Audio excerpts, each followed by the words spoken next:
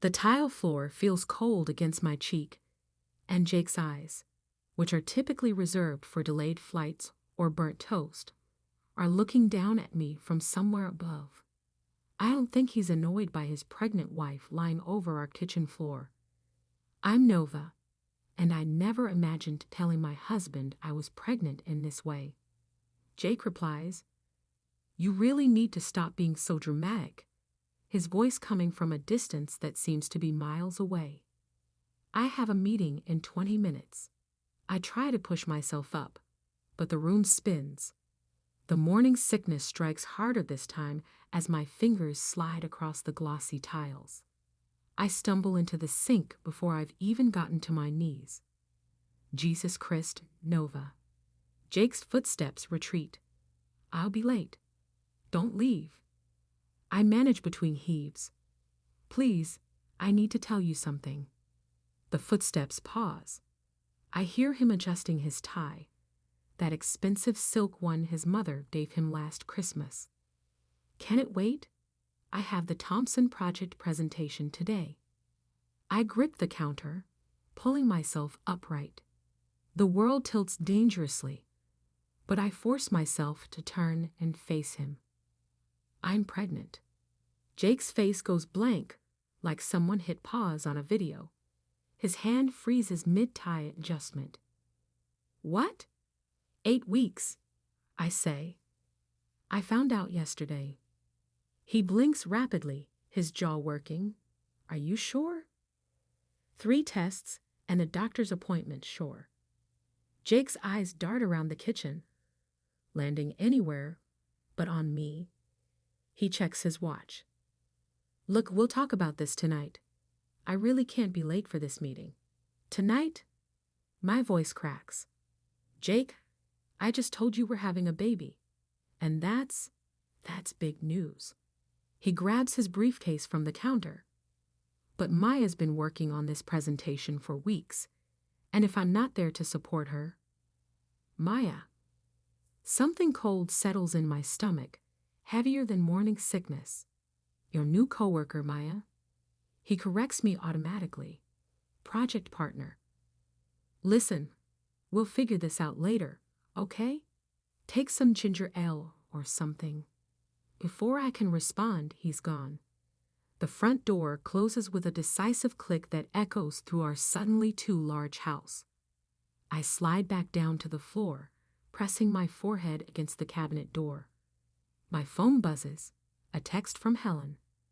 Lunch today? We need to discuss the country club membership. I close my eyes, remembering how she cornered me at last week's family dinner. When are you two finally giving me grandchildren? She demanded. Jake's not getting any younger. My hand drifts to my still flat stomach. Neither am I. I'd replied, forcing a smile while Jake pretended to be fascinated by his phone. The irony would be funny if I wasn't sitting here alone, trying not to throw up again. I text Helen back, can't today. Not feeling well. Her response is immediate. You're always not feeling well lately. Jake works so hard. He deserves a wife who can keep up with social obligations. Something snaps inside me. Maybe it's the hormones, or maybe it's the way Jake looked right through me as he rushed to support Maya. Or maybe it's just that I'm tired of pretending everything's fine when it's so clearly not. I grab my phone and pull up Jake's calendar, the one he thinks I don't know how to access. There it is. Thompson project meeting, 9:30 a.m. But there's another entry hidden in his personal calendar. And lunch, 1 p.m. My hands shake as I screenshot the entry. The nausea returns, but this time it has nothing to do with morning sickness. You're right, Helen. I text back. Jake does work very hard, especially with his new project partner, Maya. Maybe we should all have lunch together sometime. I hit send before I can change my mind, then block her number. Standing up slowly, I steady myself against the counter and look around our pristine kitchen. With its matching appliances and coordinated color scheme, Everything perfectly in place, just like Jake likes it. Well, almost everything. 3 weeks have passed, and Jake's chair sits empty at dinner again. His excuses pile up like the takeout containers in our trash. Late meetings, client emergencies, networking events. Tonight, it's drinks with potential investors, though his calendar still shows that mysterious M entry. I push my untouched pasta around the plate, fighting another wave of nausea. The smell of garlic, once my favorite, now makes my stomach roll. My phone lights up with a text from Helen. Jake tells me you've been difficult about the country club events. This isn't how we do things in this family. The fork clatters against porcelain. I delete the message without responding, but another follows. I'm coming over tomorrow. We need to talk about your priorities. The front door opens just as I'm dumping my dinner in the trash. Jake's cologne hits me first, different from his usual scent, sweeter somehow, more feminine. You're home early, I say, not turning around. Meeting wrapped up faster than expected. His voice is careful, measured. Mother called. She's worried about you. Fascinating. I start loading the dishwasher, each plate a controlled slam. Did she mention I'm carrying her grandchild, or just my apparent failure as a society wife? Jake sighs. Nova, don't start. I'm tired. I spin around, a water glass clutched too tightly in my hand. You want to talk about tired? Try growing a human while your husband. The words die in my throat. There's a smudge of red on his collar. Lipstick, badly wiped away. My fingers go numb, and the glass slips, shattering at my feet.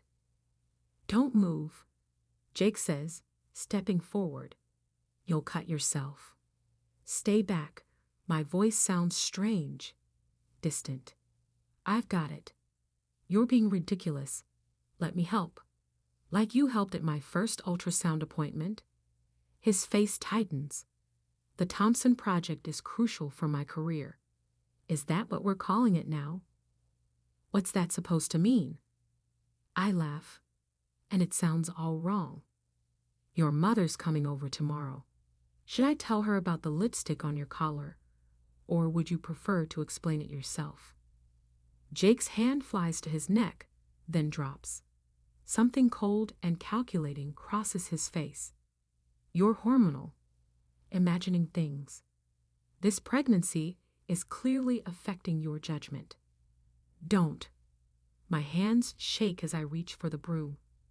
Don't you dare try to gaslight me. His phone buzzes, and he glances at it reflexively.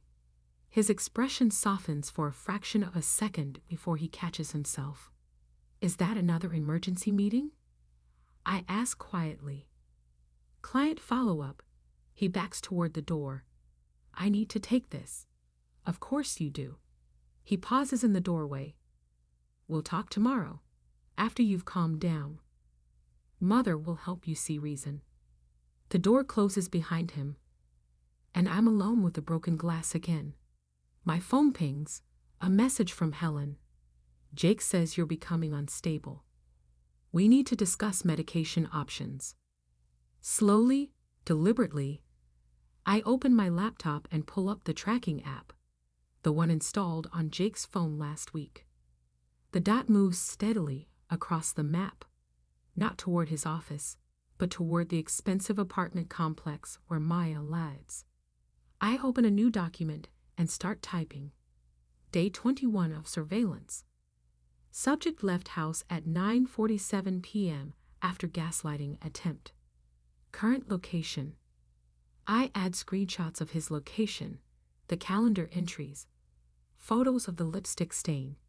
My hand drifts to my stomach, where a child grows, unaware of their father's betrayal. I'm sorry, I whisper. But I promise you, you won't grow up watching your mother be made a fool of. The tracking stops moving. I check the address and add it to my growing file of evidence. Tomorrow, Helen wants to discuss my priorities. Perfect. I'll have plenty to discuss with her too. I close the laptop and start sweeping out the broken glass, each shard a promise of what's to come. They want to paint me as unstable? Fine. Let them. They have no idea what I'm capable of when I'm thinking clearly. And right now, my mind has never been clearer. Jake's car key feels heavy in my palm as I stand in our garage at dawn. He's still asleep upstairs, dead to the world after coming home at 3:00 a.m., reeking of whiskey and perfume. The same perfume that's been clinging to his clothes for weeks now. I shouldn't be doing this. The rational part of my brain screams to walk away, but my feet carry me to his pristine BMW anyway. My hands shake as I unlock it, sliding into the driver's seat that still holds the impression of his body. The center console yields nothing but receipts and breath mints. The glove compartment contains only maintenance records and insurance papers. I'm about to give up when I notice the slight gap under the passenger seat. My fingers brush against something hard, a phone, older model. No password protection. The screen lights up, revealing dozens of messages from M. Miss you already. Last night was incredible. When can you get away again? Each message burns like acid in my throat. But it's the photos that break me. Jake and Maya at restaurants I've never been to, at concerts he claimed he was too busy to attend with me. Her head on his shoulder, his hand on her waist, both of them laughing at some private joke, while I've been home battling morning sickness alone. The garage door rumbles to life. I freeze, clutching the phone. Jake appears in the doorway, his face shifting from confusion to rage as he spots me in his car. What the hell are you doing? Research. I say, my voice steadier than I feel. For the Thompson Project. Fascinating stuff. He crosses the garage in 3 strides. Give me the phone. Why? Afraid Helen might see these lovely dinner dates? Or maybe your boss would be interested in how you've been spending those late nights at the office. You're making a mistake. His voice drops dangerously low. Think about what you're doing. I have been for weeks. I hold up the phone, while you've been thinking about Maya. He lunges for the phone, but I'm faster. Don't, I warn. I already backed everything up. You're hysterical, he spits. This is exactly why I need it. He stops himself, but the damage is done. Needed what, Jake? Someone who isn't pregnant and inconvenient? This isn't you, he says, switching tactics. The hormones are making you paranoid. Let me help you. I laugh, and it sounds like breaking glass. Help me? Like you helped Maya climb the corporate ladder on her back. Apparently, his hand shoots out, grabbing my wrist. The phone clatters to the floor. You're embarrassing yourself. No, I wrench away. I'm exposing you. Think carefully about your next move, he says quietly. Who do you think they'll believe?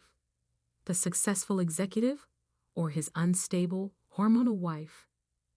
That's why you've been laying the groundwork with Helen, isn't it? Painting me as unhinged. The pieces click into place. How long have you been planning this? He doesn't answer, but his silence says everything. You know what's funny? I retrieve the phone, my hands steady now. I actually thought this baby would bring us closer. Instead, it just showed me who you really are. Nova, save it. I head for the door, then pause. Oh, and Jake? Maya's not the only one who knows how to document things. Check your email. I just sent you some interesting screenshots. I think Helen and your boss might find them enlightening. The color drains from his face. You wouldn't dare. The old Nova wouldn't. I agree. But you killed her. Congratulations on creating something much worse. I leave him standing in the garage, staring at his phone as messages start flooding in. Helen's name flashes on his screen, followed by his boss's. My hand rests on my stomach as I walk away, feeling stronger with each step. They wanted to paint me as unstable? Fine. But they forgot one crucial detail. A mother protecting her child is capable of anything. And I'm just getting started. The doctor's voice fades into white noise as I stare at the ultrasound monitor. Bed rest, she's saying. Your blood pressure is dangerously high. You need to stop working immediately. My hand tightens around the prescription she's trying to give me. I can't afford to stop working. She frowns, glancing at my empty ring finger. I stopped wearing Jake's ring last week. Is there someone who can help support you during this time? The irony makes me laugh, but it comes out as more of a sob. Yesterday, Jake drained our joint account for legal preparations. His email said, "Given your recent unstable behavior, I'll figure something out." I tell her, but my voice sounds hollow, even to me. Back home, I find Jake waiting in the kitchen. He's wearing his court suit, the one that costs more than 3 months of my salary. "We need to talk about your leave of absence," he says, not looking up from his phone. The company's concerned about the project timeline. The company, or Maya? His jaw tightens. I'm trying to be reasonable here. You can't just stop working and expect. The doctor says I have to. Convenient timing. He finally looks at me, his expression calculated. Right after you tried to blackmail me. Blackmail? I grip the counter as the room sways slightly. You mean exposing your affair? The board sees it differently. His smile is cold. They're very concerned about workplace harassment. Maya's quite upset about your accusations. The pieces click into place. You're having me fired. You're being offered a generous severance package, contingent on signing an NDA, of course. My legs give out, and I sink into a chair. I'm carrying your child. Allegedly, he slides a document across the table. We'll need a paternity test. The room goes very quiet. I can hear the clock ticking, marking seconds that feel like years. You know it's yours. Do I? I ask. Given your emotional state lately. He shrugs. My lawyer suggests we explore all possibilities. Your lawyer? My voice sounds strange, distant. The one you hired with our savings? I had to protect myself. He stands, straightening his tie. The severance papers need to be signed by Friday. Don't make this harder than it needs to be. As he turns to leave, I notice something fall from his pocket. A receipt. I wait until he's gone before picking it up. It's from a jewelry store, dated yesterday. The amount makes my head spin. My phone buzzes. A text from an unknown number. It's a photo of Maya wearing a diamond ring that matches the receipt's description. Below it, a message. Thought you should know. He's not just leaving you, he's replacing you. The contact information shows it's from someone in Jake's office. Seems I'm not the only one he's made enemies of. My laptop sits on the counter, still open to our banking records. A notification pops up. Another transfer from our joint account to his private one. The bastard's not just trying to leave me, he's trying to leave me destitute. The baby kicks, as if sensing my distress. I press a hand to my stomach, feeling the movement that reminds me what I'm fighting for. It's okay. I whisper, but I'm not sure who I'm trying to convince. We're okay. My phone buzzes again. This time, it's my mother. Your father and I just got a concerning call from Helen. What's going on? I stare at the message, then at the severance papers, then at the receipt that proves Jake's already planning his new life while systematically destroying mine. The baby kicks again, stronger this time. Right? This isn't just about me anymore. I reach for my phone, but instead of calling my mother, I dial a different number, the forensic accountant whose card I've been carrying since I first suspected Jake's affair. Hello, I say, my voice steady for the first time today. I need help tracking some suspicious financial transactions. How soon can we meet? The forensic accountant's findings sit heavy in my lap as I wait in Helen's pristine living room. The numbers blur together. Offshore accounts, hidden assets, systematic financial abuse spanning our entire marriage. Jake hasn't just been planning to leave me. He's been preparing for years. Helen sweeps in, perfectly coiffed as always. Nova, dear, you look dread. Have you been taking those anxiety medications Jake mentioned? Actually, I start to respond, but the room suddenly tilts. Black spots dance across my vision. Nova?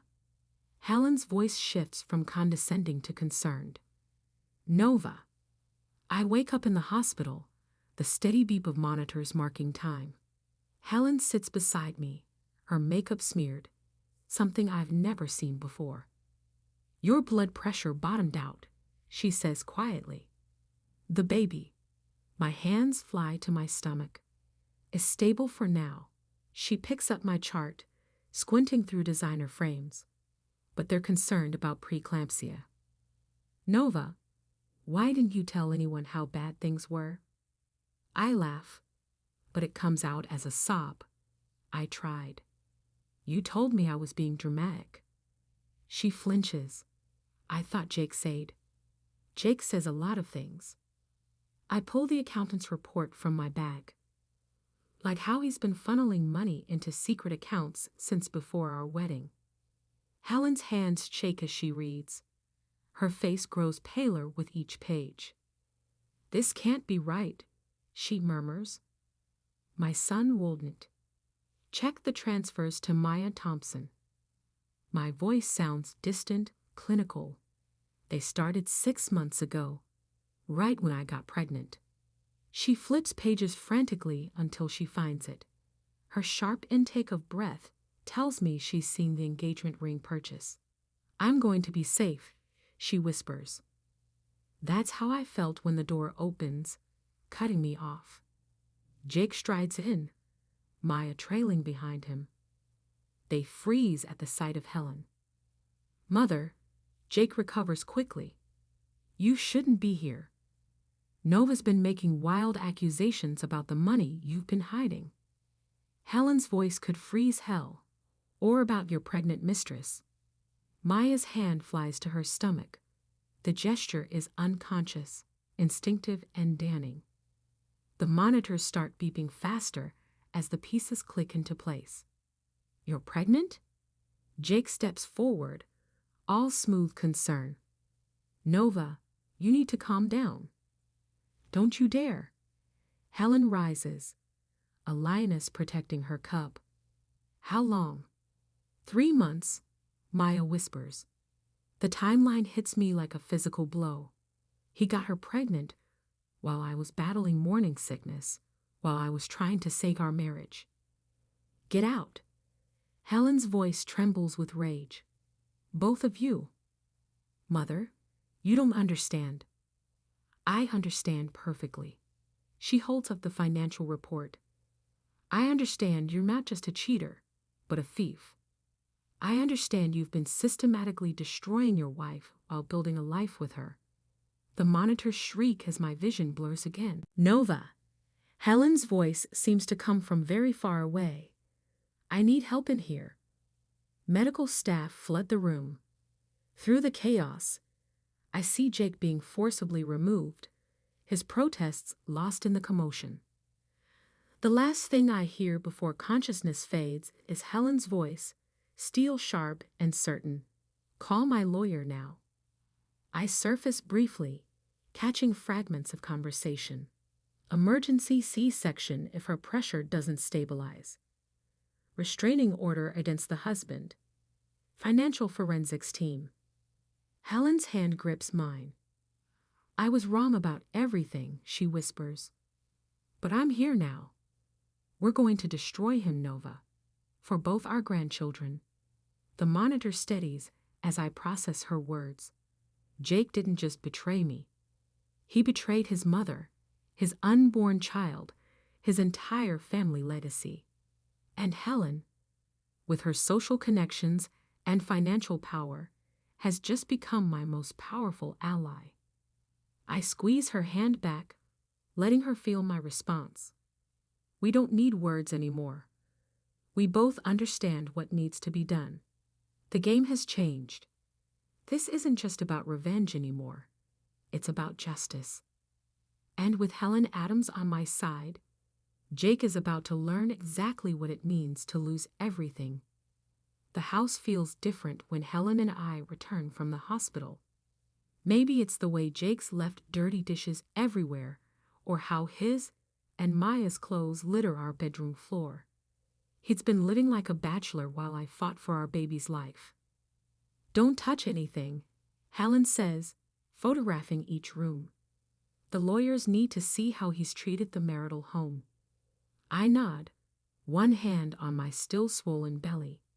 The doctors managed to stabilize us both, but one wrong move could send me back to the hospital, or worse. The front door opens. Jake stumbles in, reeking of expensive scotch. He freezes when he sees us. You're not supposed to be here, he slurs. The restraining order applies to you, not us. Helen's voice could cut glass. This is still Nova's legal residence. He laughs, ugly and sharp. Not for long. I already picked out new curtains.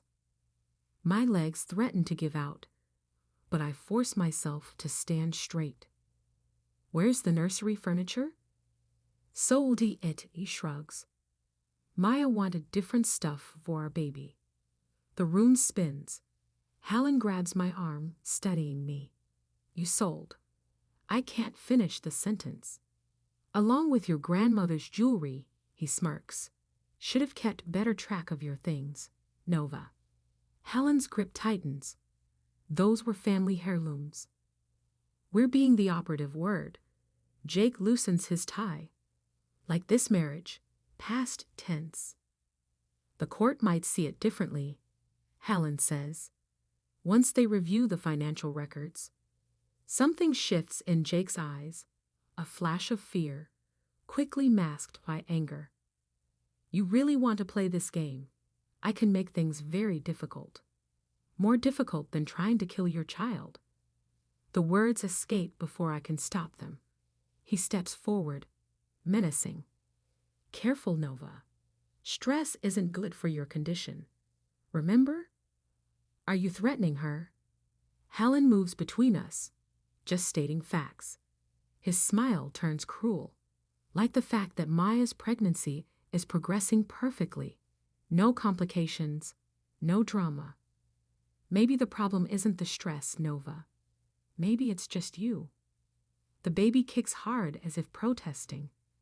I press a hand to my side, and Jake's eyes follow the movement. Don't worry, he says softly. Once the paternity test proves that child isn't mine, you won't have to pretend anymore. We both know it's yours, I whisper. Do we? He pulls out his phone, because I have some interesting security footage from the office. You and that guy working late. He lets the implication hang in the air. That's a lie, I say. Truth is, whatever I can prove in court. He shows us the screen, doctored footage of me with a male colleague. Amazing what money can buy these days. My knees buckle, but Helen catches me as Jake continues. The board already thinks you're unstable. Add infidelity charges. And, well, who would believe anything you say about our finances? You bastard. Helen hisses. Careful, Mother. You're one signature away from losing your position on the family trust. Sure you want to pick sides? The room goes quiet, except for the sound of my ragged breathing. Jake moves me toward the stairs, then pauses. Oh, and Nova, Maya's wearing your grandmother's sapphire ring. Looks better on her anyway. He disappears upstairs, leaving us in the wreckage of what was once my life. Helen's hands shake as she helps me to a chair. He's thought of everything, I whisper. Not everything. Helen pulls out her phone, stopping the recording. He just confessed to selling stolen property and fabricating evidence while drunk. I stare at her, hope warring with despair. Will it be enough? No. She squeezes my hand. But combined with what else we have, it's a start. The room goes quiet, except for the sound of my ragged breathing. Jake moves me toward the stairs, then pauses. Oh, and Nova, Maya's wearing your grandmother's sapphire ring. Looks better on her anyway. He disappears upstairs, leaving us in the wreckage of what was once my life. Helen's hands shake as she helps me to a chair. He's thought of everything, I whisper. Not everything. Helen pulls out her phone, stopping the recording. He just confessed to selling stolen property and fabricating evidence while drunk. I stare at her, hope warring with despair. Will it be enough? No. She squeezes my hand. But combined with what else we have, it's a start. Upstairs, we hear Jake talking, presumably to Maya, planning their perfect future while systematically destroying mine. I can't lose this baby, I say. I can't lose everything. You won't. Helen's voice hardens with resolve, because we're going to take everything from him first. The baby kicks again, stronger this time, like a signal, like a promise. The boardroom falls silent as I walk in, Helen at my side. Jake's face drains of color when he sees us. Maya, sitting beside him, touches her stomach protectively, a gesture that might have sparked sympathy in me once. Not anymore. This is a closed meeting, Jake says, but his voice wavers. Helen smiles, razor sharp. As major shareholders, we have every right to be here. The board members shift uncomfortably. Jake's boss, Richard, clears his throat. Mrs. Adams, given the circumstances, I interrupt, placing a USB drive on the table, are exactly why we're here. Jake lunges for the drive, but Helen's already connected it to the projector. The screen fills with financial records, transfers, hidden accounts, falsified expense reports. What is this? Richard demands. Evidence of systematic embezzlement, Helen says. Using company resources to fund a personal lifestyle, including gifts for certain employees. Her eyes cut to Maya's ring, my grandmother's sapphire glinting accusingly. Maya's hand drops to her lap. Jake stands, desperate. These documents are clearly fabricated. Nova's unstable, like the security footage you doctored. I play his drunken confession through my phone. The room goes deadly quiet. You recorded me illegally, he snarls. Actually, Helen produces a document. As co-owner of the residence, Nova had every right to record conversations in her home, unlike someone who falsified company records. Richard's face darkens as he reviews the evidence. Jake, is this true? Of course not. He steps forward. This is a vindictive attack by my pregnant ex, soon to be ex. I correct you, I say coldly. And I'm not the only one who's pregnant, am I, Maya? Several board members gasp. That's irrelevant. Jake snaps. Is it? Helen pulls out another document. According to company policy, relationships between supervisors and direct reports must be disclosed, especially when said supervisor is authorizing bonuses and promotions. Maya stands abruptly. I need to sit down. Jake hisses, grabbing her arm. Don't touch me.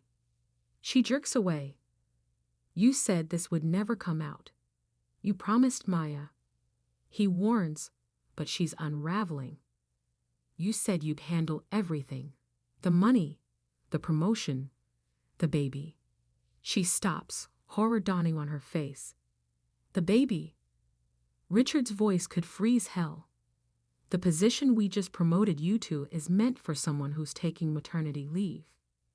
Jake's mask finally cracks. I can explain. Like you explained the missing nursery furniture, I ask quietly. Or my grandmother's jewelry?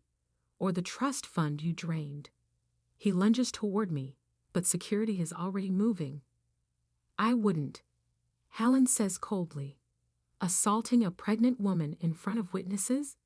Even your lawyer couldn't spin that. The boardroom erupts into chaos. Maya's sobbing. Security is restraining Jake. Board members are shouting. Through it all, I remain standing, one hand on my stomach, watching my husband's carefully constructed world implode. This isn't over. Jake spits as security escorts him out. Actually, it is. Richard turns to Maya. Miss Thompson, please stay. We need to discuss your position. Everyone else clears the room. I catch Jake's eye one last time. The hatred there would have broken me once. Now it feels like vindication. Nova, Maya. He calls suddenly. I'm sorry. I didn't know about the jewelry, the nursery. He said you didn't want them. I touch my grandmother's ring on my finger. Keep it. Consider it a reminder of what happens when you build your happiness on someone else's pain. Outside, Helen squeezes my hand. You did it. We did it, I correct her, but it's not over yet. No, she agrees. The criminal charges are next, then the divorce. I watch through the glass as Maya crumbles under Richard's questioning while security escorts Jake from the building, his perfect life dismantled in under an hour. The baby kicks stronger than ever. For the first time in months, I smile. Let's go home, I tell Helen. The real home, not the one he destroyed. As we leave, I delete Jake's number from my phone. Some things don't need an encore performance. The envelope arrives on the same day my son does. I'm still in the delivery room, Helen holding my hand when the nurse brings in the registered letter, along with the birth certificate forms. Mrs. Adams, she says, a courier insisted this was urgent.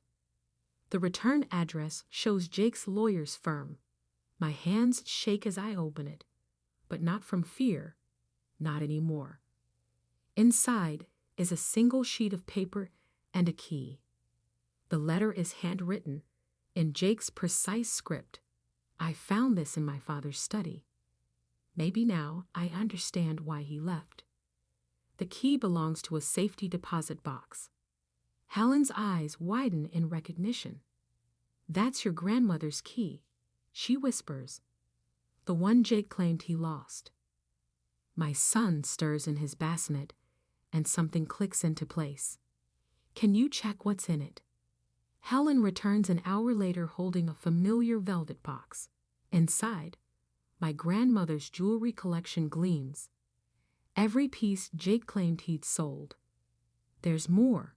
Helen places a worn journal beside me. Your grandmother's diary. Jake's father tried to steal these 2 years ago. That's why he disappeared.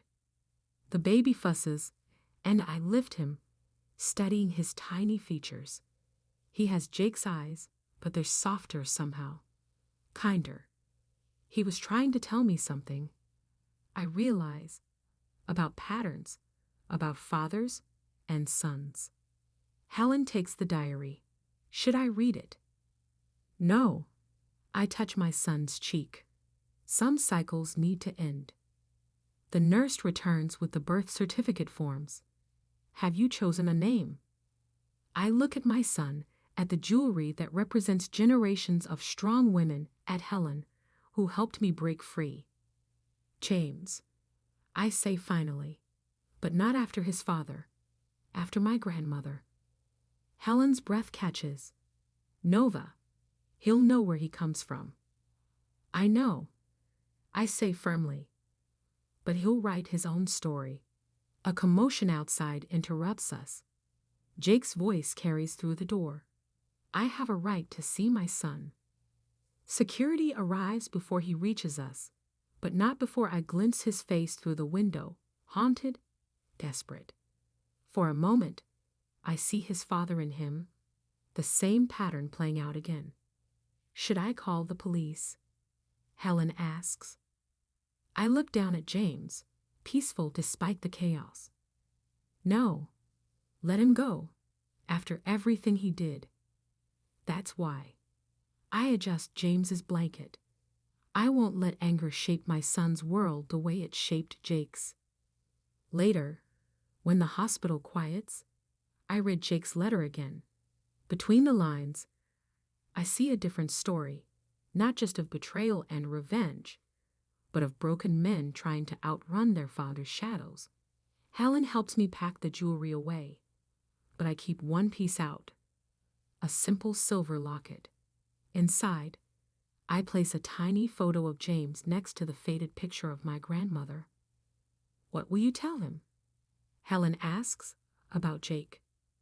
The truth, I say, that his father lost his way, that patterns can be broken, that he's free to be better. A nurse brings in release papers and a second letter, this one from Maya. I set it aside unopened. Some chapters don't need an ending. James stirs, reaching up with perfect tiny fingers. I let him grasp my thumb, marveling at his strength, his possibility. Ready to go home? Helen asks. Home, I say, not the house Jake and I shared, but my parents' beach cottage, where the air smells of salt and new beginnings. Yes, I say, and mean it. Jake's letter, which serves as a reminder of what I chose not to become rather than what I lost, is tucked into the diary. My perceived desire for vengeance has changed into understanding rather than forgiveness. As we depart, James slumbers on my breast, his heart pulsing in time with its own rhythm and creating its own narrative. The greatest kind of retaliation is ultimately creation rather than destruction. Breaking free, not repeating the pattern.